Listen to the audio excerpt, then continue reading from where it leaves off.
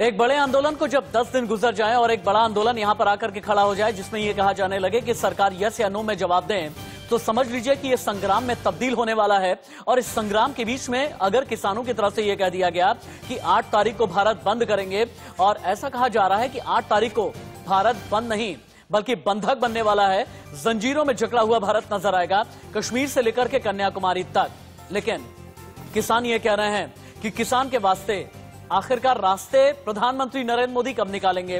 केंद्र सरकार की तरफ से 10 दिन से यही कहा जा रहा है कि आप कानून को लेकर के भ्रम में न रहें। केंद्र सरकार की तरफ से यह कहा जा रहा है कि हम एमएसपी पर लिखित आश्वासन दे देंगे, लेकिन किसान है कि मानने को तैयार नहीं है। आंदोलन का आज है 11वां दिन। नमस्ते, मैं राशिद। कुछ तस्वीरें आपकी टीवी स्क्रीन पर दिखाना चाहूंगा, तस्वीरें जिसके जरिए आप ये जान पाएंगे कि 5वां दौर बातचीत का किसान और सरकार का कैसे बेनतीजा रहा। तस्वीर जो ये बता रही है कि किसानों के वास्ते मोदी कब तक निकालेंगे रास्ते, क्योंकि किसान का ये कहना है कि हम तो अन्नदाता हैं। हाँ, 8 दिसंबर को हम भारत बंद करेंगे, 9 दिसंबर को बात है, लेकिन 8 दिसंबर को हम ये दिखा देंगे कि शक्ति प्रदर्शन आखिरकार किस चीज का नाम है। क्योंकि अब याचना नहीं, रण होगा, संग्राम महाभीषण होगा, और दिल्ली में किसान कर्फ्यू के जरिए हम ये बता देंगे कि हाँ, हमारी ताकत क्या है।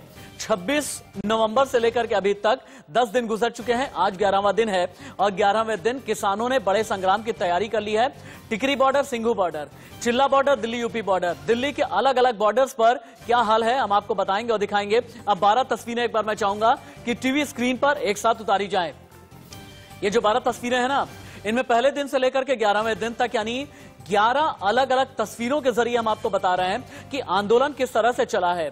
अंबाला पटियाला बॉर्डर से होते हुए सिंघू बॉर्डर, टिकरी बॉर्डर पर यह संग्राम कैसे रहा। अगर 5 दौर की बातचीत बेनतीजा रही, विज्ञान भवन की भी तस्वीरें यहां पर देखें। इन तस्वीरों में आपको ट्रैक्टर नजर आएंगे, इन तस्वीरों में आपको रजाई गद्दे नजर आएंगे, इन तस्वीरों में आपको 6 महीने की तैयारी नजर आएगी, इन तस्वीरों में आपको महिलाओं से लेकर के बच्चे तक भी नजर आ जाएंगे। क्योंकि किसानों ने यह कहा है कि हम इस बार गीदड़ भपकी देने नहीं आए हैं, घुड़की से हम डरेंगे नहीं, क्योंकि हम किसान हैं और हमारे लिए यह संग्राम है। क्योंकि रोजी रोटी की बात है, हमारी थाली की बात है, पूरे हिंदुस्तान की थाली हम भरते हैं, लेकिन अगर हमारी थाली में छेद किए जाने की कोशिश होगी, किसी भी कानून को हमारे लिए डेथ वारंट बनाया जाएगा, तो फिर हम इसी तरह का आंदोलन करेंगे। पहली ब्रेकिंग न्यूज आपकी टीवी स्क्रीन पर सुबह 10 बजे की। किसानों के आंदोलन का 11वां दिन है। 5वें दौर की 5 घंटे की बैठक बेनतीजा रही। किसानों की कृषि कानूनों को रद्द करने की जो मांग है, किसानों ने सरकार के संशोधन के प्रस्ताव को ठुकरा दिया। किसानों ने सरकार से नया प्रपोजल मांगा है। प्रस्ताव पर चर्चा के बाद ही अगली बैठक पर फैसला करेंगे किसान। 9 दिसंबर को सरकार किसानों के बीच छठे दौर की बैठक होने वाली है, लेकिन उससे पहले किसान क्रांति के 11 दिन किस तरह के रहे हैं, ये इंफोग्राफिक स्टूडियो के जरिए हम आपको दिखा देते हैं। आज किसान आंदोलन का चूंकि 11वां दिन है, और 11वें दिन में से पहले 5 दौर की किसान और सरकार की बातचीत जो है बेनतीजा रही। सरकार ने प्रपोजल तैयार करने के लिए सरकार ने ये कहा हमें थोड़े से दिन और दें। चूंकि जितने भी किसान है ना, जब विज्ञान भवन में बैठते हैं, अपना राशन पानी लेकर के जाते हैं, कहते ही हैं कि सरकार का ना तो पानी पिएंगे, सरकार की चाय भी हम नहीं पिएंगे। किसानों ने सरकार से 3 सवाल पूछे हैं, और किसानों ने एक पैम्फलेट लेकर के किसान पहुंचे थे जिसमें यस या नो इनमें से जवाब देने के लिए कहा गया है। देखें, कैम2 को थोड़ा ठीक करें। सरकार बताए कि कृषि कानूनों को खत्म करेंगे या नहीं, ये किसानों ने सीधे तौर पर कह दिया है। एमएसपी को पूरे देश में जारी रखेंगे या नहीं, ये भी किसानों ने पूछा है। नए बिजली कानून में बदलाव करेंगे या नहीं, ये तीसरा सवाल है। किसान सरकार की अगली बैठक 9 दिसंबर को होने वाली है। किसानों ने 8 दिसंबर को भारत बंद करने का फैसला किया है। किसानों ने सरकार से कहा कि कॉर्पोरेट फार्मिंग नहीं चाहते। इन तस्वीरों के जरिए, ये जो तस्वीर है ना, जहां पर ये आग धधक रही है, ये तस्वीर जहां पर आपको भीड़ नजर आ रही है, ये तस्वीर जिसमें किसान आंदोलन के 11 दिन आपको दिख रहे हैं, और किसान आंदोलन के 11वें दिन ये संग्राम कितना बढ़ने वाला है, ये आग और भी ज्यादा तपिश के साथ में लपटें बन करके कैसे पूरे देश को झुलसाने के लिए तैयार हैं, ये भी हम आपको दिखाएंगे।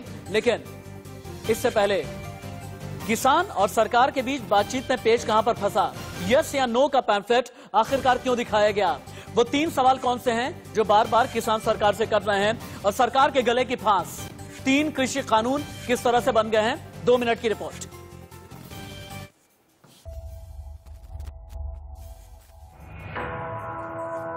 8 तारीख को भारत बंद होगा, जोर से भारत बंद जोर से होगा। हमारी मांग जो अमेंडमेंट वगैरह थी वो सब आज पीछे चली गई। यस ते नो दे विच हार के पेपर फड़ ले सीगे कि इधर यस इधर नो। वो कानून के अंदर कुछ सौदा करने की गल करते सी। नहीं निकला समाधान, अब बढ़ेगा घमासान। सरकार और किसानों के बीच 5वें दौर की वार्ता भी नाकाम हो गई है और अब अगली मुलाकात 9 दिसंबर को होगी। 9 तारीख को कहा हम एक ड्राफ्ट बनाएंगे, बेहतर ड्राफ्ट देंगे आपको। हाँ, और जो आपकी भावनाएं हैं हम उसको कवर करेंगे। राज्यों से मतलब सरकार अभी उसको स्टडी करने, राज्यों से कोई चर्चा करेंगे, ऐसी कोई बात? ये भी कहा उन्होंने कि राज्यों से हम चर्चा करेंगे। कंसल्ट एमएसपी को लेकर जो आप लोग कह रहे हैं, एमएसपी पे भी चर्चा हुई है और सारी चीजों पे चर्चा हुई है एमएसपी पे भी, और पूर्ण रूप से कहा कि पहले बिल पे बात कर ले, जो 3 वापसी ले ले, फिर एमएसपी पे बात हो जाएगी। और भी बहुत सवाल है। सरकार और किसानों के बीच करीब 5 घंटे तक बातचीत हुई, जिसमें किसानों और सरकार के बीच क्या चर्चा हुई ये भी जान लीजिए। किसानों की मांग है एमएसपी लिखित में तय हो। सरकार ने कहा हम लिखित में देने को तैयार हैं। किसानों का कहना है कि कृषि कानून किसान विरोधी हैं। सरकार ने भरोसा दिया है हम संशोधन के लिए तैयार हैं। किसानों की सीधी मांग है कृषि कानून रद्द होने चाहिए। सरकार कह रही है कानून रद्द नहीं हो सकते। किसान अपनी बात पर अड़ गए, सरकार ने कोई जवाब नहीं दिया। अब सबकी नजर 9 दिसंबर को होने वाली बैठक पर है, लेकिन ये बैठक तभी होगी जब सरकार अपना प्रस्ताव पहले से किसानों को देगी, क्योंकि बार बार की मुलाकात से और सरकार के एक जैसे रवैये से अब किसानों का गुस्सा बढ़ता जा रहा है। लेकिन इस बीच बड़ा सवाल ये है कि इस 9 दिसंबर से पहले 8 दिसंबर को किसानों ने भारत बंद का ऐलान किया है, उसे सरकार कैसे निपटेगी? इसे लेकर दिल्ली के बॉर्डर पर सुरक्षा और कड़ी कर दी गई है। किसानों के वास्ते क्या प्रधानमंत्री नरेंद्र मोदी निकालेंगे रास्ते? लेकिन ये रास्ता निकलने से पहले मैंने कहा ना कि 2 दिन के बाद, 48 घंटे के बाद, जब यहीं पर मैं बुलेटिन करने के लिए या आप तक न्यूज पहुंचाने के लिए बैठा रहूंगा, उसी वक्त में भारत बंद की खबरें भी होंगी। डिबेट को हम ओपन कर देते हैं। अनिला सिंह जी नेता बीजेपी मेरे साथ में हैं, अनुज यात्रे कांग्रेस के नेता हैं मेरे साथ में, प्रेम कुमार जी आप राजनीतिक विश्लेषक हैं, जयकांत मिश्रा किसान नेता हैं, गाजीपुर बॉर्डर से जतिन गोस्वामी, अजीत श्रीवास्तव सिंगू बॉर्डर से लाइव, इसके अलावा थोड़ी देर में ललित मोहन भी चिल्ला बॉर्डर से मेरे साथ में जुड़ेंगे। टिकरी बॉर्डर पर क्या चला है ये भी हम आपको बताएंगे और दिखाएंगे। लेकिन अनिला जी, मेरा पहला सवाल आपसे है, ऐसा क्यों लग रहा है कि केंद्र सरकार जिद पर अड़ी है? ऐसा क्यों लग रहा है कि केंद्र सरकार टाइम बाय कर रही है? ऐसा क्यों लग रहा है कि सॉल्यूशन निकलता नजर नहीं आ रहा? और ऐसा क्यों लग रहा है कि 3 किसान कानून आप लोगों के लिए बोन ऑफ कंटेंशन यानी गले की फांस बन गए हैं? देखिए, अगर सरकार का अड़ियल स्वभाव होता तो ये लगातार जो बैठकें हो रही हैं ये नहीं हो रही होती। मैंने लगातार एक ही बात कही है कि भारतीय जनता पार्टी का चरित्र ही नहीं है अड़ियल पर।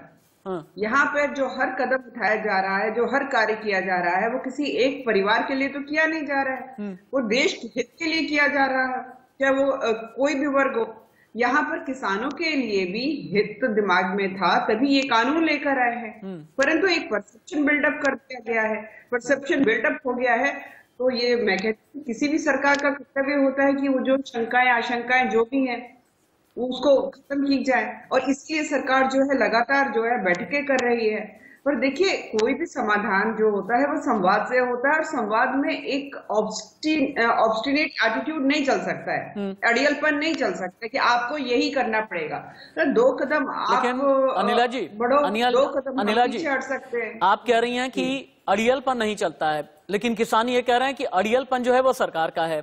किसान ये कह रहे हैं कि हम तो बिल्कुल सीधे ये कह रहे हैं कि भाई हमें कॉर्पोरेट फार्मिंग नहीं चाहिए, हमें निजी क्षेत्र के हाथ में पूरी तरह से खेती आप दे देंगे, हमें ये नहीं चाहिए। एपीएमसी अगर चला जाए हमें ये नहीं चाहिए, और एमएसपी अगर चला जाए हमें नहीं चाहिए। सीधे तौर पर ये कह रहे हैं कि तीनों कानून आप वापस लीजिए, फिर से किसान रिप्रेजेंटेटिव को साथ में बिठाइए, जितने भी स्टेक होल्डर हैं उन्हें साथ में बिठाइए। अगर आपको कानून बनाना है, किसानों के हित में बनाना है, किसानों को साथ में लीजिए, फिर उसके बाद बना लीजिएगा। तो ये अड़ियलपन किसका है, किसान का या सरकार का? देखिए, सबसे पहली बात तो ये है कि कोई भी जो डेमोक्रेसी होती है ना, लोकतंत्र जहां होता है वहां पे कनपटी पे बंदूक रखकर कोई भी किसी से काम नहीं करा सकता, क्योंकि यहाँ जनता जनार्दन होती है। हाँ। यहाँ पर भी कोई बाय फोर्स तो आपको कॉर्पोरेट फार्मिंग के लिए धकेल नहीं रहा है। ठीक है, सरकार ने बिल्कुल स्पष्ट किया। देखिए, हम जानते हैं एग्रीकल्चर जो कृषि जो है वो स्टेट सब्जेक्ट होता है। हाँ। एपीएमसी वहीं की वहीं है और मजबूत कर दी जाएंगी। सरकार कह रही है कि एमएसपी में कोई बदलाव नहीं है, कुछ नहीं है, जो है सो तस का तस है।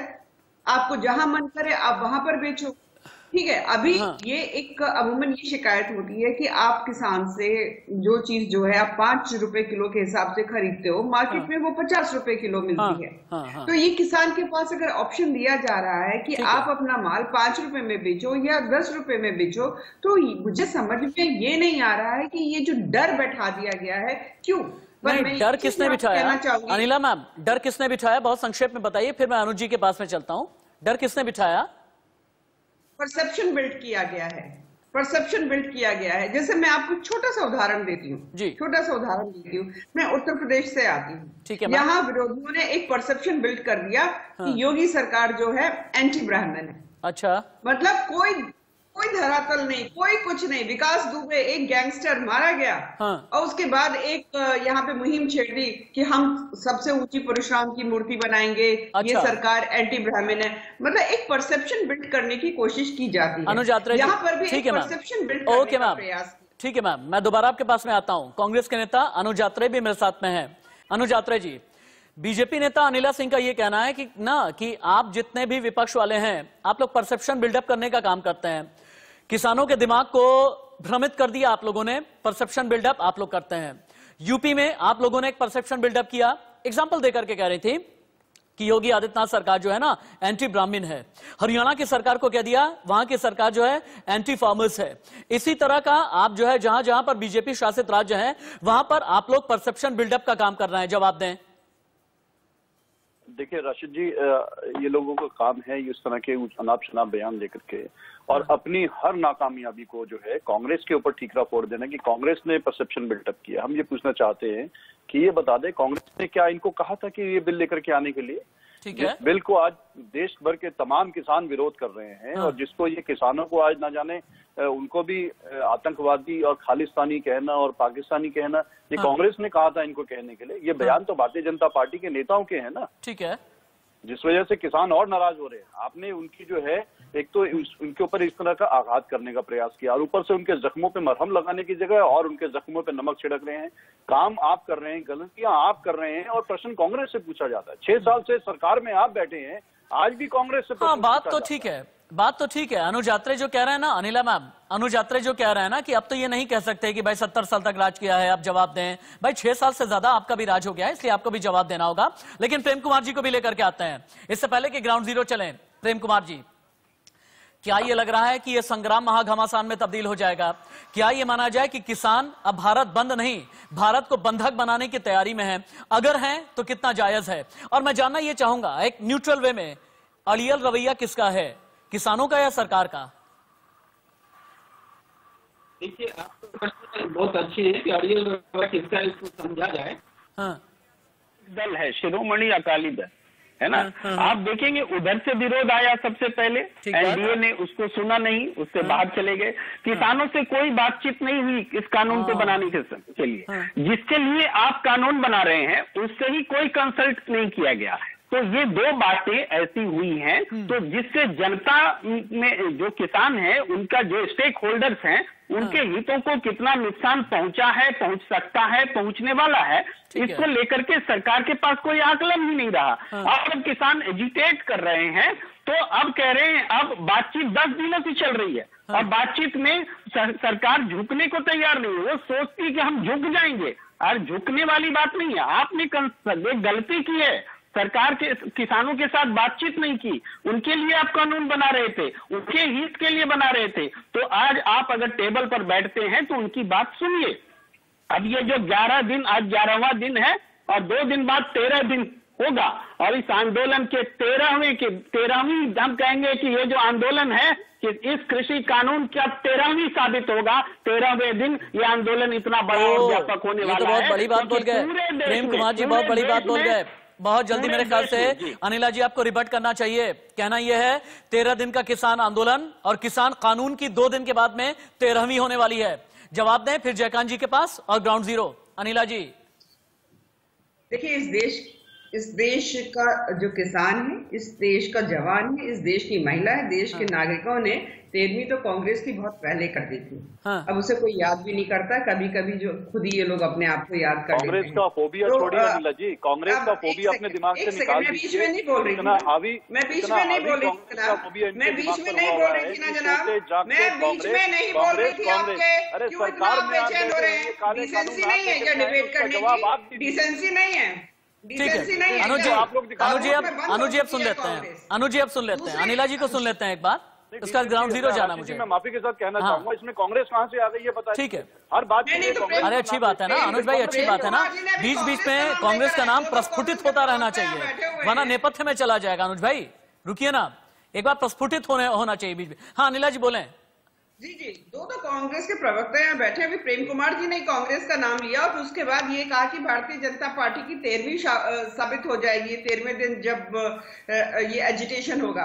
तो मैं कहना ये चाहती हूँ कि भारतीय जनता पार्टी को तो अभी बिहार के किसानों ने भी जिता दिया, उत्तर प्रदेश में बाई इलेक्शन में भी जिता दिया, तेलंगाना में भी जिता दिया। हमारी 13वीं नहीं होने वाली है, ठीक है। ये कांग्रेस पार्टी है जिसने 40% जिसका कंट्रीब्यूशन रहता था एग्रीकल्चर सेक्टर में, उसकी हालत ये कर दी थी कि मात्र 15-16% रह गया था agriculture contribution in Indian economy.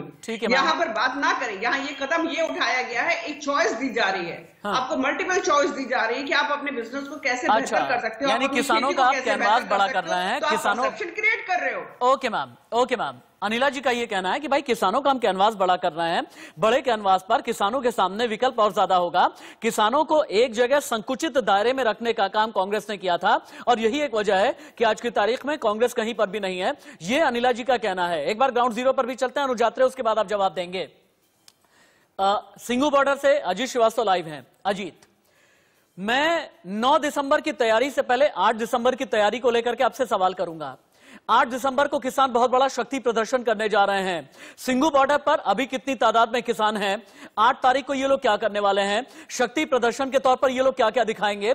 और मैं एक बार चाहूंगा, सिंगू बॉर्डर के जितने भी कलर्स हैं, जितने भी रंग हैं, वहां के तस्वीरों के दिखाएं आप। जहां पर रसोई है वो भी दिखाएं, जहां रजाई गद्दे हैं वो भी दिखाएं, जहां पर छोटे छोटे बच्चे ऑनलाइन पढ़ाई कर रहे हैं वो भी दिखाएं, जहां तक भी आपका कैमरा जा सके दिखाएं, किसानों से बात भी करें। अजीत, बिल्कुल, साथ पहले हम नजारा दिखा दे कि सिंधु जो बॉर्डर पे मौजूद है, कैसे ट्रॉलियों में लोगों ने अपना एक तरह से टेम्परेरी घर बना रखा है। कुछ किसान यहाँ पर साथ में है, नेता हमसे बात कर लेते हैं कि क्या लग रहा है सर, 8 तारीख को जो महाबंद की आपने तैयारी की है, क्या कुछ रहने वाला है? क्या तैयारी कर रहे हैं आप लोग? सब तैयारी हो गई है, भारत बंद होएगा 8 तारीख को। 8 तारीख को इनको फैसला भी सुनाना पड़ेगा। क्या करने वाले हैं 8 तारीख को? हम उनके फैसले की वेट कर रहे हैं। उन्होंने 8 तारीख दी है। हमारी किसान जथेबंदी ने उनको कहा है कि हमको फैसला हाँ या ना में चाहिए। अगर हमको इसका हल नहीं निकला तो हम अंदर दिल्ली के अंदर कूच करेंगे। क्या रहेगा भारत बंद में? क्या तैयारी करके आए आप? भारत बंद में पूरा मतलब सहयोग मिलेगा हमें। जो पूरा भारत है वो पूरा बंद होगा। हमारे किसान जथेबंदी ने जो ऐलान किया है उसकी पूरी मतलब कि उसकी पूरी पालना करेंगे। ऐसा कुछ नहीं है भैया, भी सहयोग नहीं देंगे, पूरा सहयोग देंगे। ठीक है। छोटे छोटे बच्चे भी आए हुए हैं वीर जी आपके साथ, तो क्या पढ़ाई भी उनकी ऑनलाइन ही कर रहे हैं आप लोग? पढ़ाई तो मोदी सरकार ने ऑनलाइन कर दी था, हमने क्या ऑनलाइन करनी है? ये तो गवर्नमेंट ने पहले कोई कोरोना नहीं, हिंदुस्तान में किसी को कोरोना नहीं है, लेकिन एक बहम डाल रखा जनता के मन में इन्होंने। ये क्या तैयारी क्या की है आपने महाबंद के लिए? बिल्कुल तैयारी है, भारत बंद अपने आप लोग कर रहे हैं, हमने किसी को बंद नहीं बोलना। तैयारियां क्या क्या क्या क्या किसी को बाहर से बुलाया आप लोगों ने? किसानों को? किसान ही तो है, हम भी किसान ही हैं सब। बाहर से और लोगों को और आ रहे हैं हर रोज 100 ट्रैक्टर ट्राली पंजाब से आ रही है। कितने लोग आ गए? बहुत लोग हैं, सारा पंजाब ही आ गया। पंजाब के दोबारा आपके पास लौट करके आते हैं। दिल्ली यूपी बॉर्डर पर क्या चल रहा है, यानी गाजीपुर बॉर्डर जिसे बोलते हैं, वहां पर इंडिया न्यूज संवाददाता जतिन गोस्वामी मेरे साथ में है। जतिन, पिछले 10 दिन में जितने भी किसान रहे हैं उन्होंने अब तक क्या क्या किया है? क्या किसानों की तादाद बढ़ गई है? 2 दिन के बाद जो कि भारत बंद है उसकी तैयारी क्या है? क्या राकेश टिकैत है यहाँ पे? नहीं यहाँ पर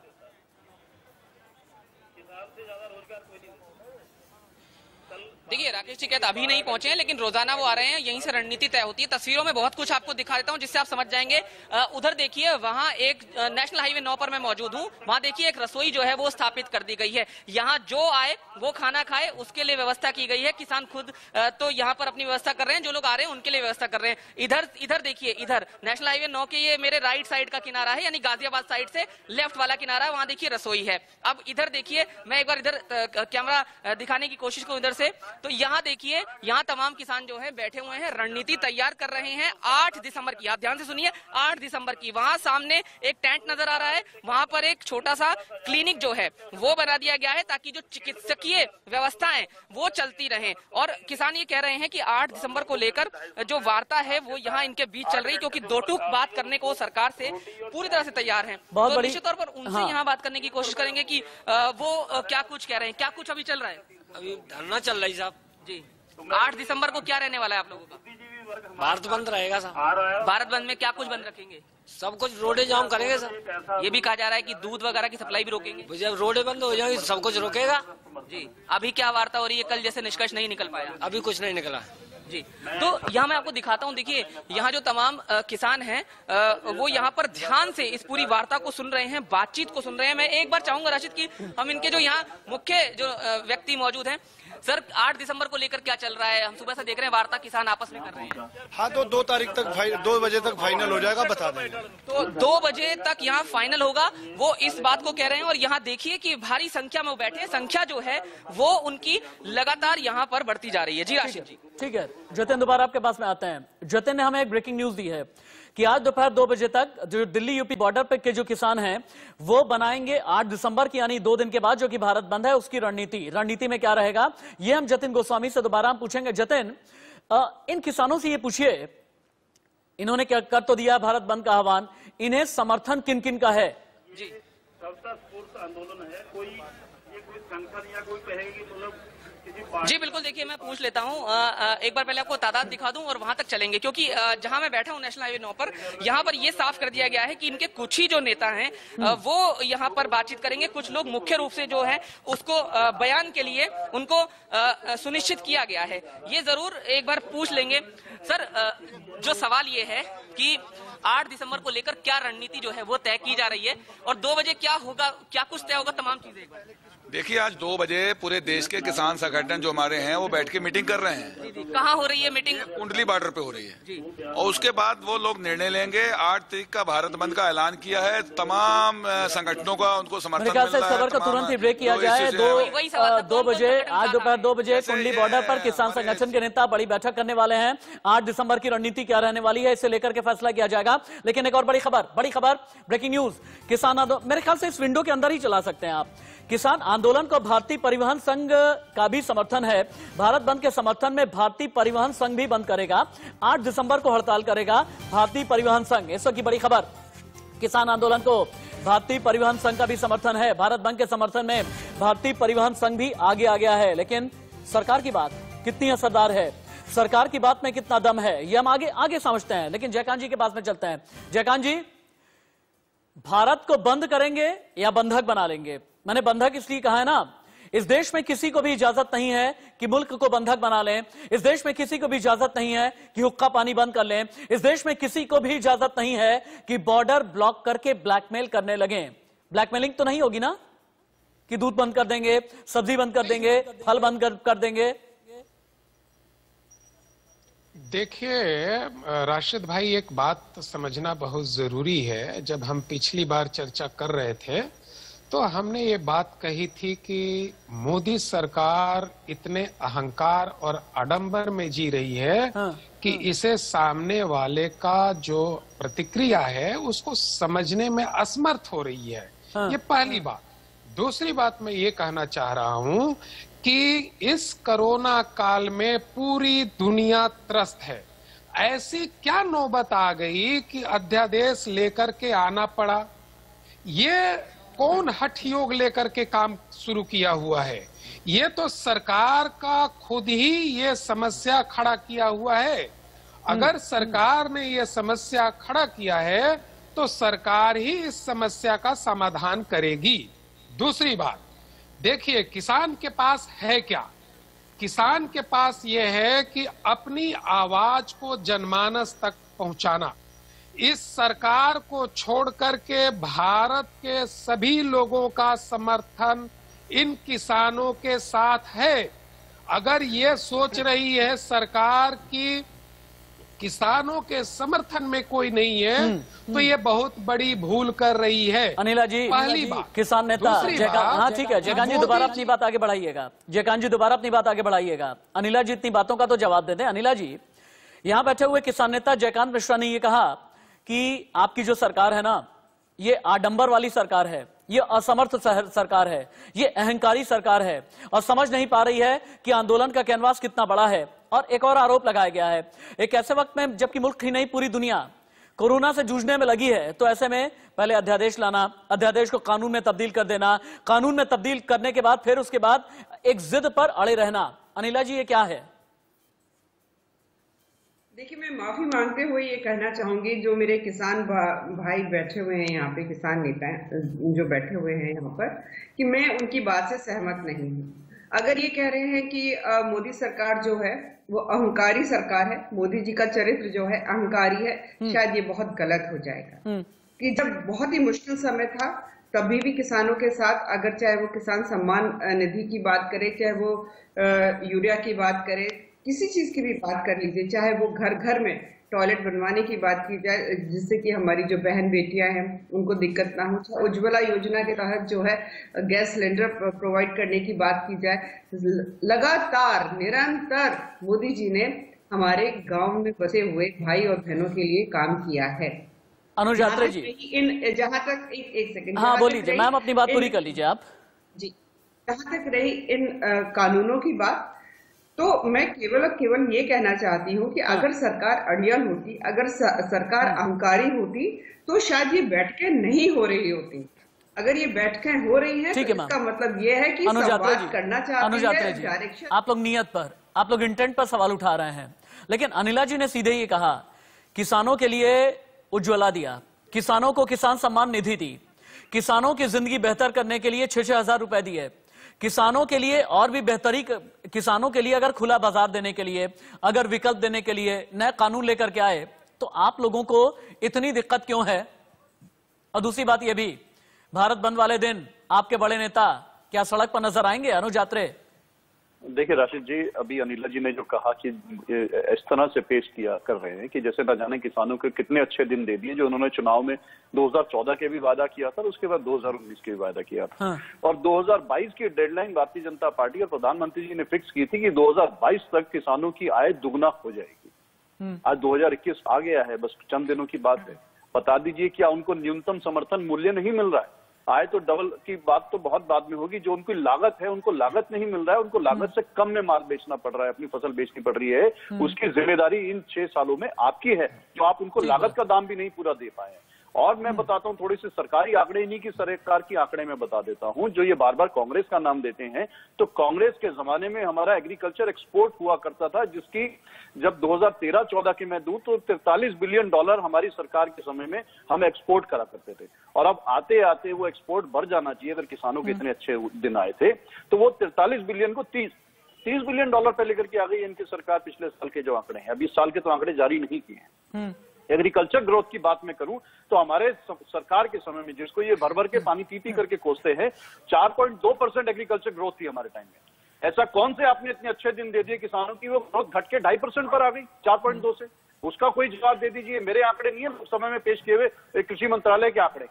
और मैं बता दूं, आपने एग्रीकल्चर जो इंपोर्ट की बात है, आपने इतना जरूर कराया है, ये बढ़ावा कर दिया कि किसानों की फसल बिके ना और आप दूसरे देशों से इंपोर्ट करके लेके आए। हमारी सरकार के समय में 2014 तक केवल $18 मिलियन एक्सपोर्ट होता था, और आपने लाते लाते उसको लगभग डबल कर दिया है, $33 मिलियन पिछले साल जी। मैं जानते हैं, मैं आपकी बहुत इज्जत करता हूं। इज्जत इसलिए करता हूं क्योंकि आप फैक्ट और फिगर के साथ अपनी बात बोलते हैं, प्रॉपर रिसर्च के साथ अपनी बात बोलते हैं, तथ्यों के साथ आप अपनी बात बोलते हैं, और आप एक बहुत अच्छे प्रवक्ता हैं। लेकिन जानते हैं, ये जो तथ्य होते हैं ना, ये जो फैक्ट होते हैं, जब बात थाली की आती है ना अनुज भाई, जब बात पेट की आती है, जब बात बुंदेलखंड में आप कभी चले जाएं, वहां पर किसान जब घास की रोटी खाते हैं ना, तो वहां पर ये आंकड़े कहीं पर जाकर के रख दिए जाते हैं और वहां पर किसान अपनी भूख की बात करता है, वहां पर किसान अपने सीने से झांकती पसलियों की बात करता है, वहां पर किसान अपने पथराए होठों की बात करता है, वहां पर किसान अपनी आत्महत्या की बात करता है, वहां पर किसान अपने 2 जून की रोटी की बात करता है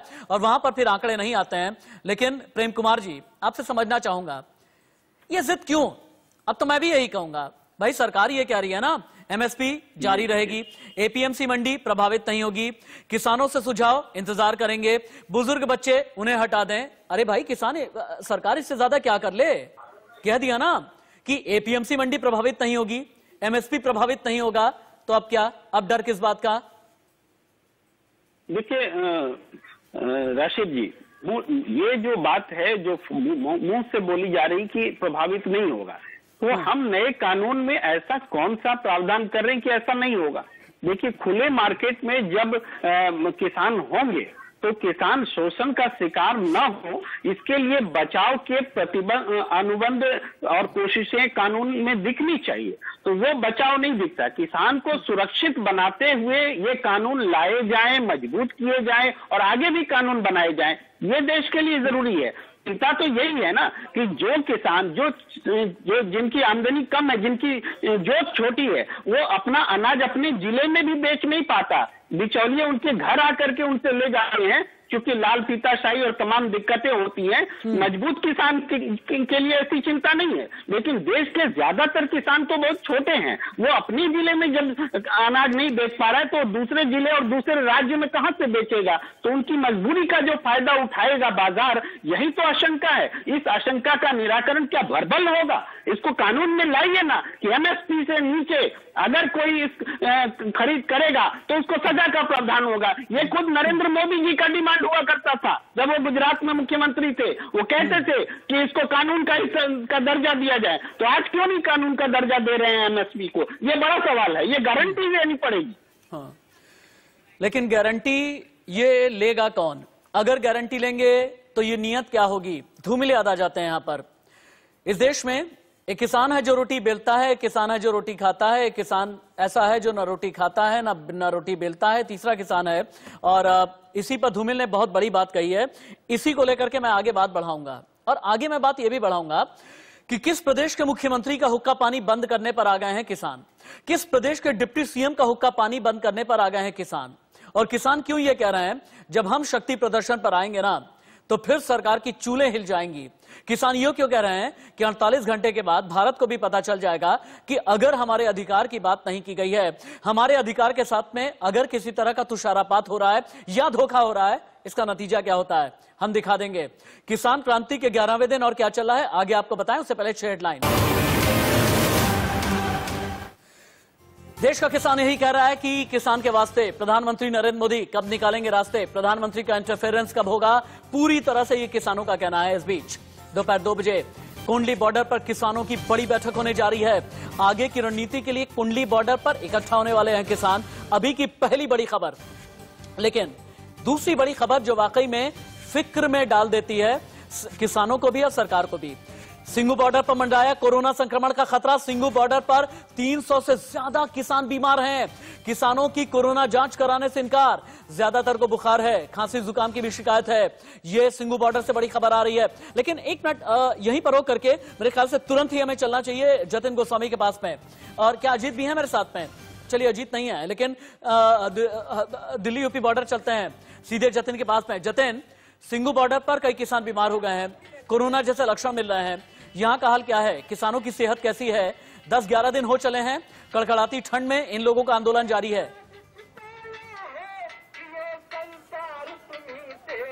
बिल्कुल, देखिए यहाँ पर भी कुछ किसानों ने शिकायत की थी कि उनको मुश्किल हो रही है, वो बीमार हैं। और उसके लिए देखिए मैं इधर दिखाऊं, सामने जो एम्बुलेंस है उसकी व्यवस्था है। और वो जो आप टेंट नुमा देख रहे हैं वहाँ जो बोरियों से बनाया गया है, वो एक मिनी क्लिनिक है जो इनके लिए बनाया गया है। यहाँ पर तुरंत जो उनकी जांच है वो हो रही है। हालांकि कोरोना टेस्ट नहीं हुआ है यहाँ पर भी, लेकिन जो दवाई है उसकी व्यवस्था यहाँ पर किसानों ने जरूर की। और इस वक्त जो आप तस्वीरों में भी देख रहे हैं वो यहाँ गीत संगीत कर रहे हैं, क्योंकि अभी फिलहाल उन्होंने यहाँ अपनी जो आगे की वार्ता है वो जतिन अगर 10 सेकंड आप रुकें, मैं इस गीत संगीत के एक बार बोल सुनना और सुनाना चाह रहा था। अगर 10 सेकंड आप खामोश रहें तो सिर्फ 10 सेकंड।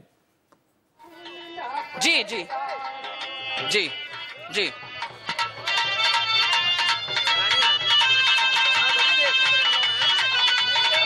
देखिए अभी वो गीत पर आ रहे हैं, मैं आपको सुनवाने की पास से भी कोशिश करता हूं और तो आगे लेकर चलते हैं। उनका कहना है मैं आपको 20 सेकंड के लिए रिलीव कर रहा हूं। 20 सेकंड के बाद जैसे ही आप पहुंच जाएंगे इन लोगों के पास में, अपना माइक लेकर के अपना हाथ ऊपर कीजिएगा।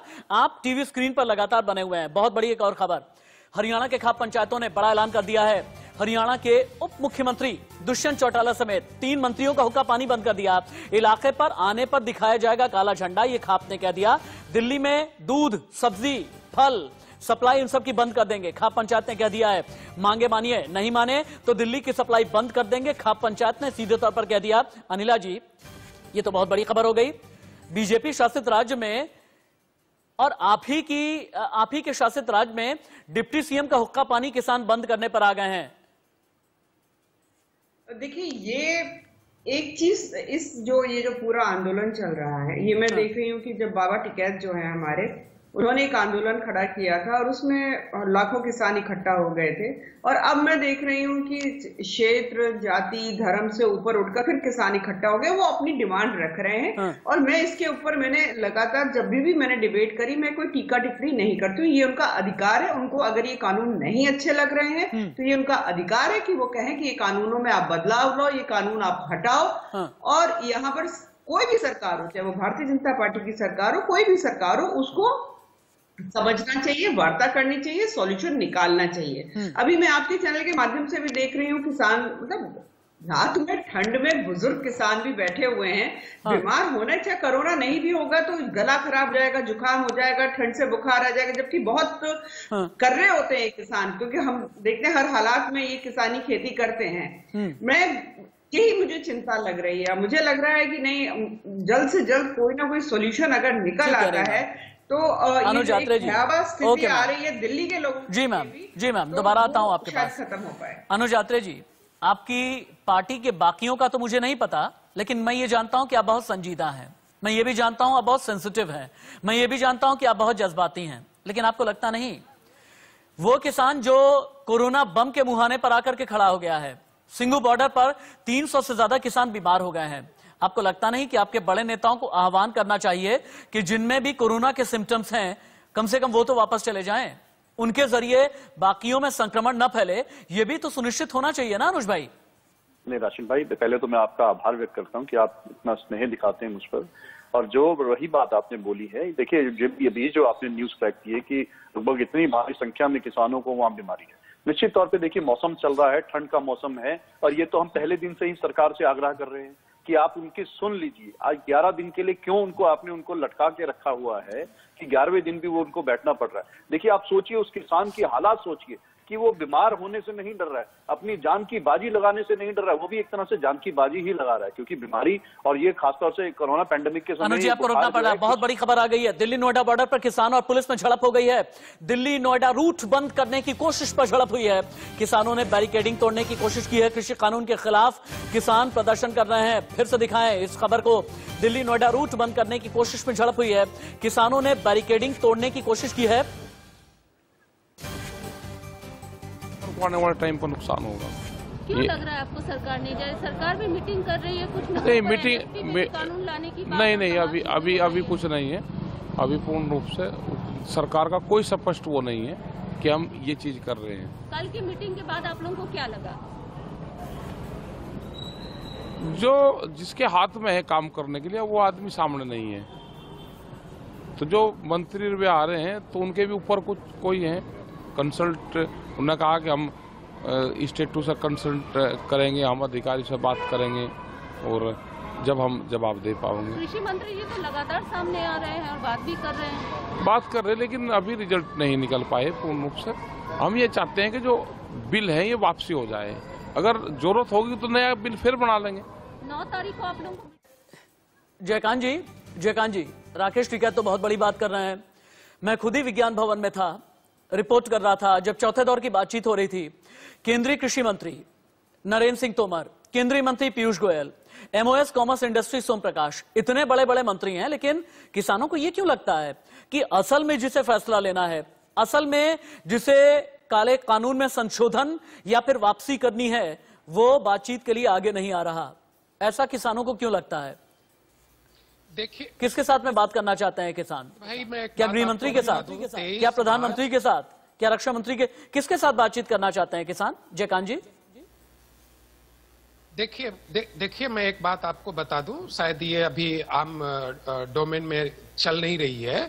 23 मार्च 2018 को रामलीला मैदान में हम लोग 7 दिन तक किसानों के लिए अनशन किए अन्ना के साथ, और यही तोमर साहब और फडणवीस साहब सीएम महाराष्ट्र आकर के एक कागज पे लिख करके दे दिए कि जो ऋण माफी का है वो किसानों को माफ कर दिया जाएगा 3 महीने के अंदर, और जो उनका न्यूनतम जो सपोर्ट प्राइस है वो सब चीजें कर दी जाएगी। लेकिन इसके बाद इन लोगों ने कुछ नहीं किया, तो ये झूठा आश्वासन दे रहे हैं। अब आते हैं कि ये कह कुछ और रहे हैं, कर कुछ और रहे हैं। देखिए, प्रधानमंत्री श्री नरेंद्र मोदी साहब ने नेल्सन मंडेला का उपाधि दिया था पंजाब के अपने सहयोगी को, बादल साहब को, और वो इनका साथ छोड़ करके चले गए।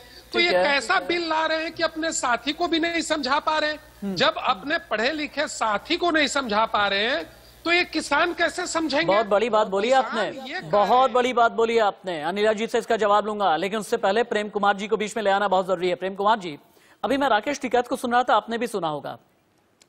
राकेश टिकैत का ये कहना है कि जिसे असल में फैसला करना है, जिसे असल में कानून में बदलाव करना है या कानून को लेकर के बड़ा फैसला करना है, वो तो बातचीत करने के लिए आगे आ ही नहीं रहे।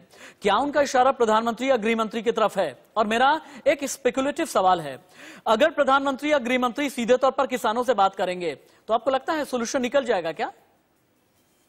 देखिए, ये इस देश में इस बात से कोई असहमत नहीं है कि नरेंद्र मोदी बहुत लोकप्रिय नेता हैं और उनसे लोगों की एक्सपेक्टेशन है। कहीं वो जाते हैं तो मोदी मोदी जैसा शोर उठता है, उनका मान सम्मान भी है।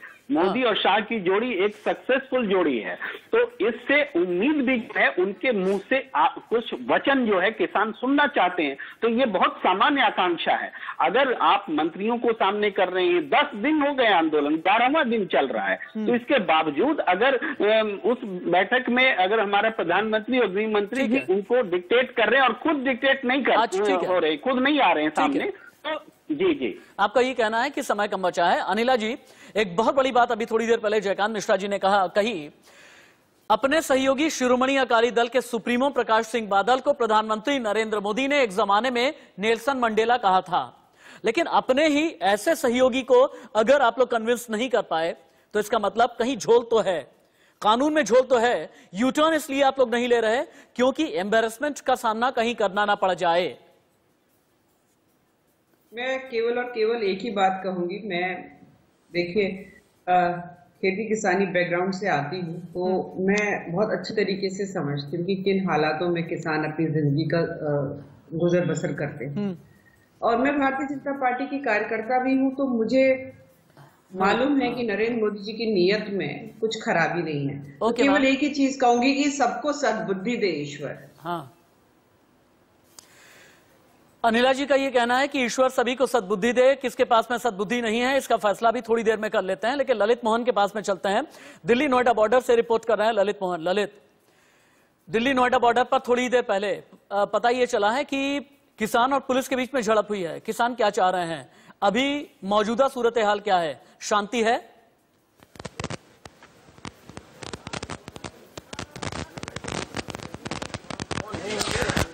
देखिए, इस वक्त का जो यहाँ पे आलम है वो भी मैं आपको दिखाऊंगा।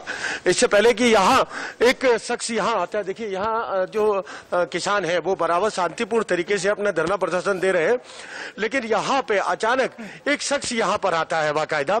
जो शख्स अपने आप को ये कहता है एक उम्र दराज है, वो यहाँ आते हैं और आने के बाद वो यहाँ किसानों से हाथ जोड़ के एक रिक्वेस्ट की जाती है। जो दिल्ली पुलिस के साथ था उसी को लेकर जो यहाँ किसान नेता बैठे हुए हैं और जो किसान बैठे हुए हैं, उन्होंने दिल्ली पुलिस से जब ये इस बारे में पूछा, जब ये जानकारी दी, तभी उनके अधिकारियों के पास इस चीज की जानकारी भी नहीं थी कि आखिरकार वो शख्स यहाँ कैसे पहुंचा। दिल्ली पुलिस ही उसे लेके आई थी। किसानों ने बहुत समझाया कि भाई ये बैरिकेडिंग हमारा नहीं लगाया हुआ है, ये दिल्ली पुलिस ने लगाया हुआ है, हम तो खुद जंतर मंतर जाना चाहते हैं। हम खुद रामलीला मैदान जाना चाहते हैं।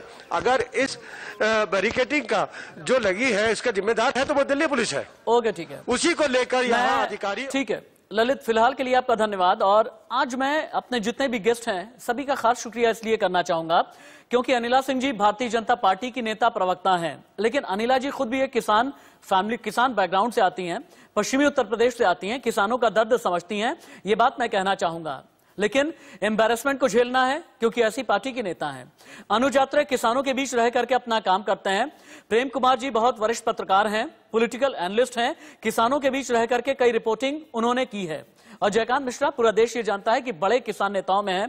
बहुत बहुत धन्यवाद, आपका वक्त बहुत बेशकीमती है मेरे साथ रहने के लिए। आप सभी मेहमानों का, इससे पहले कि मैं ब्रेक लूं, 4 इन्फोग्राफिक के जरिए आज की बड़ी खबरें बता देना बहुत जरूरी है। किसान क्रांति के 11 दिन, किसानों के वास्ते मोदी निकालेंगे रास्ते। आज किसान आंदोलन का 11वां दिन है। 5 दौर की किसान सरकार बातचीत रही बेनतीजा। सरकार ने प्रस्ताव तैयार करने के लिए 4 दिन और मांगे। किसानों ने सरकार से 3 सवाल पूछे, हाँ या ना में जवाब मांगा। पहला सवाल, सरकार बताए कृषि कानूनों को खत्म करेंगे या नहीं। सवाल नंबर 2, एमएसपी को पूरे देश में जारी रखेंगे या नहीं।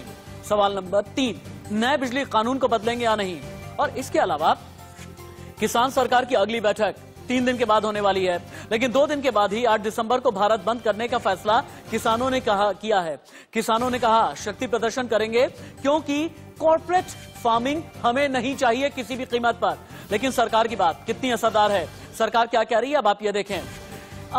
एमएसपी पर सरकार का यह कहना है कि मिनिमम सपोर्ट प्राइस जारी रहेगा। एपीएमसी पर सरकार ने कहा एपीएमसी मंडी प्रभावित नहीं होने देंगे। सुझाव किसानों से हमें चाहिए, किसानों से सुझाव का इंतजार करेंगे। और साथ ही सरकार ने यह कहा कोरोना का वक्त है, सर्दी का वक्त है, हाड़ कपाती ठंड है, कम से कम बुजुर्ग और बच्चों को वापस से आप घर भेजें और महिलाओं को यहां पर ना आने दें। लेकिन किसानों की चिंताएं क्या हैं और सरकार का जवाब चिंताओं पर क्या है, पॉइंट बाय पॉइंट एक बार आप देख लें। एमएसपी यानी मिनिमम सपोर्ट प्राइस, सरकार ने यह कहा एमएसपी चलती रहेगी, पहले भी चलती रही है, आगे भी चलती रहेगी। किसानों को यह लगता है कि एपीएमसी कहीं खत्म ना हो जाए, लेकिन ये कहना है केंद्र सरकार का कि एपीएमसी राज्य का विषय है, हम कोशिश ये करेंगे एपीएमसी को और मजबूत बनाएं। फिर किसानों ने कहा विवाद एसडीएम की कोर्ट में न जाए क्योंकि ये फिर भी काफी निचली अदालत है। सरकार ने यह कह दिया है ऊपरी अदालत में विवादों के निपटारे पर विचार करेंगे। फिर किसानों की एक और शंका है छोटे किसान की जमीन कहीं हथिया ना ली जाए, तो फिर सरकार ने कहा किसान की सुरक्षा का पूरा ख्याल है। पराली जलाने पर सजा का विरोध है, सरकार विचार करने पर राजी है और सरकार यही कह रही है कि हम अड़ियल नहीं है। लेकिन इन सभी खबरों के बीच अगर आप दिल्ली के हैं, गुरुग्राम के हैं, नोएडा, ग्रेटर नोएडा, फरीदाबाद, गाजियाबाद ट्रैवल करते हैं, जानिए जाएं कौन सा बॉर्डर खुला है, कौन सा बॉर्डर बंद है। टिकरी बॉर्डर अभी बंद है, सिंगू बॉर्डर बंद है, झारौदा बॉर्डर बंद है, झटीकरा बॉर्डर 2 व्हीलर की परमिशन है, बडूसराय कार 2 व्हीलर की परमिशन है, धनसा बॉर्डर पूरी तरह से खुला है, आप इस्तेमाल में ला सकते हैं। दौराला, कापसहेड़ा और रजोकरी जो NH8 वाला बॉर्डर है, पालम विहार खुला हुआ है, डूडाहेड़ा खुला हुआ है। लेकिन 2 दिन के बाद इन सभी बॉर्डर पर भी जाने से आप बचें। एक छोटा सा ब्रेक, कहीं मत जाइए।